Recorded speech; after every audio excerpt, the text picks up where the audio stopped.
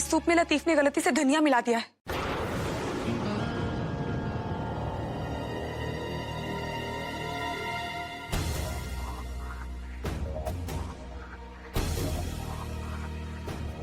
माफ कर दीजिए बेगम साहिबा, बिना धनिया वाला सूप एकदम तैयार है। मैं अभी आपके लिए वो ले आती हूँ।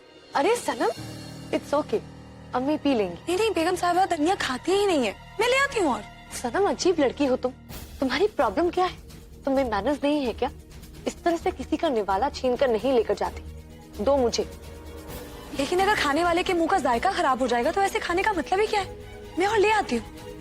लेकिन धनिया इनके लिए अच्छा है। लेकिन उन्हें धनिया पसंद ही नहीं है और बिना धनिया वाला सूप तैयार है। तुम्हारी क्या प्रॉब्लम है? पीने दो उनको, वो पी लेंगी। आप खुदा के लिए जिद मत कीजिए। अरे आप दीजिए।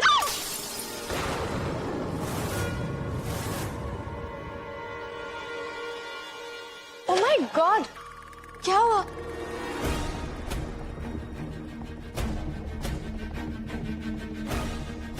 ये क्या किया तुमने? तुम्हें अक्ल नहीं है क्या?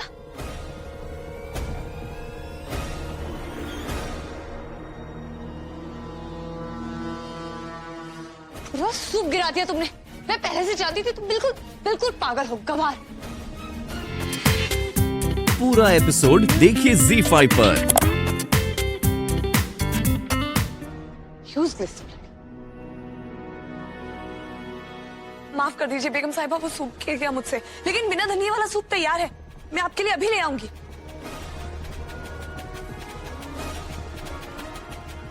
तुम हो ही क्यों यहाँ, मुझे ये समझ में नहीं आता।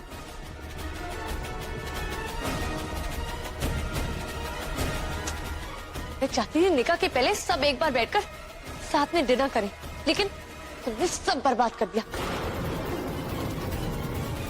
निदा बेटा, ये इतनी भी बड़ी बात नहीं है।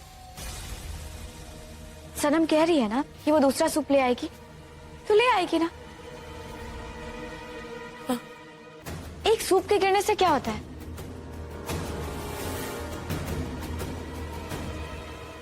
और हम अभी भी एक साथ बैठकर डिनर करेंगे, ठीक है? इट्स ओके, अब मेरा मूड नहीं। Aahil, I am sorry but मुझे बहुत भूख लग रही है। मेरे रूम में चल के डिनर करें?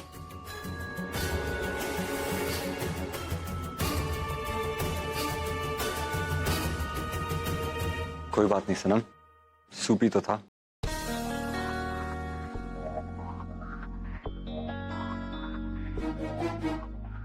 जाओ बेगम साहिबा के लिए एक और लेके आ जाओ।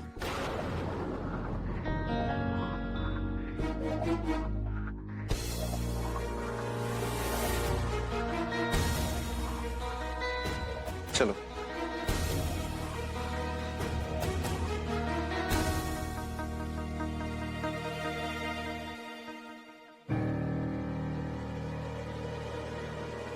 या अल्लाह, रुखसाना!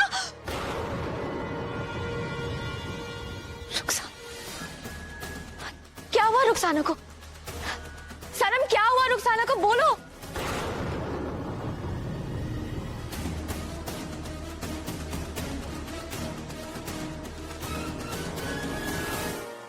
कोई हमें बताएगा कि क्या हुआ?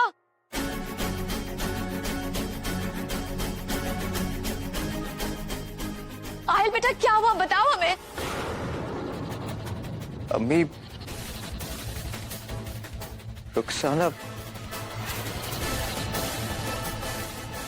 मर गई।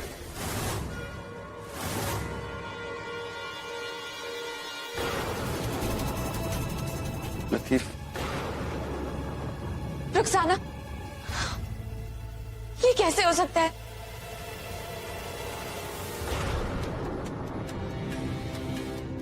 जब हमने उसे बुलाया तो बिल्कुल ठीक थी, अचानक से ऐसा क्या हो गया? अम्मी, इट्स ओके, आप क्यों रो रही हैं? दिल्ली ही तो है।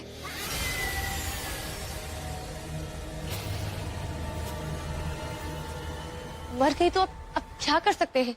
वो एक बिल्ली नहीं थी, हमारी बच्ची थी। अपने हाथों से पाला था।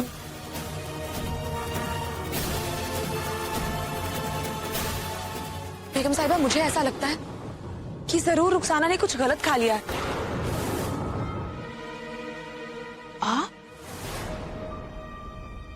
अस्सलाम वालेकुम। वालेकुम सलाम।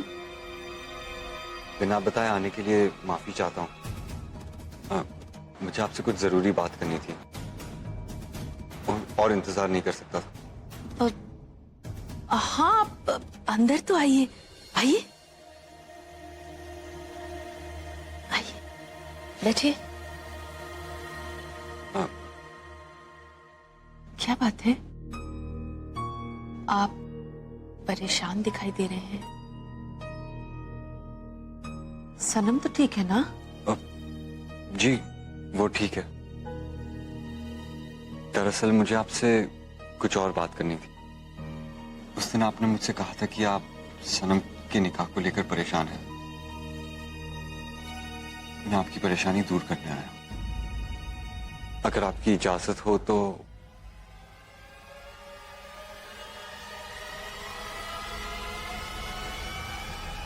मैं सनम से निकाह करना चाहता हूं।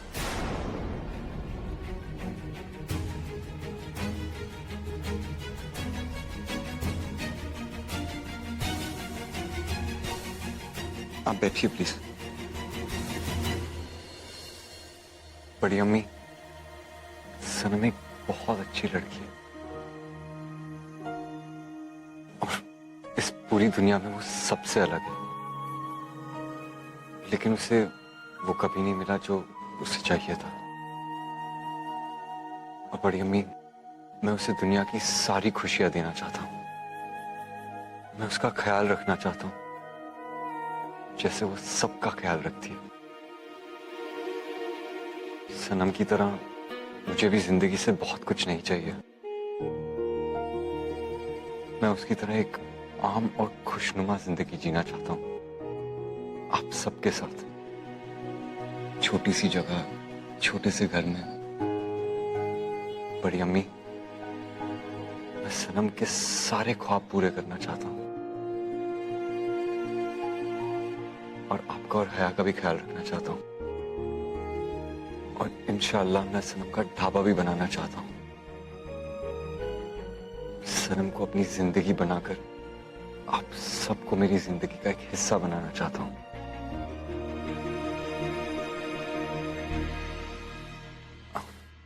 I'm sorry, मैंने आपको कितना कुछ बोल दिया, आपको कितना अजीब लग रहा होगा। आप तो मुझे जानते भी नहीं है, मैं कौन हूँ, कहाँ से आया हूँ। मैं जानती हूँ आप कौन हैं। आप मेरी वो दुआ है जो अल्लाह ने कबूल कर ली। मैं हमेशा से चाहती थी कि मेरी सनम की जिंदगी में एक ऐसा लड़का है जो उसे समझ सके, और आपसे अच्छा लड़का तो उसे मिल ही नहीं सकता। हम तुम्हें किसी भी कीमत पर इस घर की छोटी बेगम नहीं बनने देंगे। अभी से यह हाल है तो अल्लाह जाने ये लड़की निकाह के बाद क्या गुल खिलाएगी। नहीं, हम आहिल और निदा का निकाह कभी नहीं होने देंगे, कभी नहीं होने देंगे।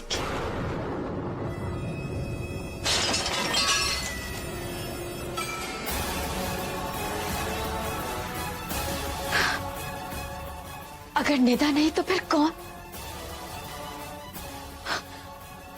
हमें आहिल का निकाह कल ही कराना होगा, लेकिन इतनी जल्दी हमें दूसरी लड़की कहां से मिलेगी?